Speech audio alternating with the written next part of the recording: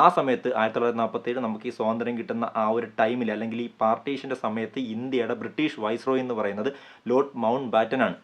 പുള്ളിയും ബ്രിട്ടീഷുകാർക്ക് നമ്മളോട് സ്നേഹമൊന്നുമില്ല, അറിയാല്ല, അവന്മാർക്ക് നമ്മൾ എങ്ങനെയെങ്കിലും സ്വാതന്ത്ര്യം നേടിയതിന് ശേഷവും തമ്മിലടിച്ച് ചത്താൽ മതി, അല്ലെങ്കിൽ ഇവിടെ ഒരു രീതിയിലുള്ള വികസനവും പുരോഗമനവും വരാൻ പാടില്ല. എല്ലാവരുടെ മനസ്സിലും മതവും മതഭ്രാന്തും വർഗീയതയും വിഭാഗീയതയും ഇത് മാത്രം മതി, ഇത് തന്നെയാണ് അവന്മാരുടെ ഐഡിയോളജി. അതുകൊണ്ട് അങ്ങേരുൾപ്പെടെ ഇതിന് നേതൃത്വം വഹിച്ചു. ഇങ്ങനെ ഒരു വര വരച്ച് നമ്മളങ്ങ് രണ്ടാക്കാൻ വേണ്ടി. അങ്ങനെ നമ്മളങ്ങ് രണ്ടാക്കി. ഇന്ത്യയുടെ ഭൂമിയിൽ മേലല്ല വര വരച്ചത്, ആ വര വീണത് മനുഷ്യൻ്റെ ഹൃദയങ്ങളിലാണെന്ന് പിന്നീട് അങ്ങോട്ട് ഈ വിഭജനത്തിന് ശേഷം ഓരോ ദിവസവും അന്ന് തൊട്ട് ഇന്ന് വരെ നമ്മളത് മനസ്സിലാക്കിക്കൊണ്ടിരിക്കുകയാണ്. അതെങ്ങനെയാണെന്ന് ഞാൻ പ്രത്യേകിച്ച് പറഞ്ഞു തരേണ്ട കാര്യമില്ല, എങ്കിലും ചെറുതായിട്ടൊന്ന് പറയാം. ഇന്ത്യയുടെ പഞ്ചാബ് അതുപോലെ തന്നെ നമ്മുടെ ബംഗാൾ, ഈ 2 പ്രദേശങ്ങളിലൂടെയാണ് ഈ വര വരച്ച് രണ്ടാക്കിയത്. വര വരച്ച് രണ്ടാക്കുന്നത് ചെറിയൊരു കാര്യമല്ലായിരുന്നു.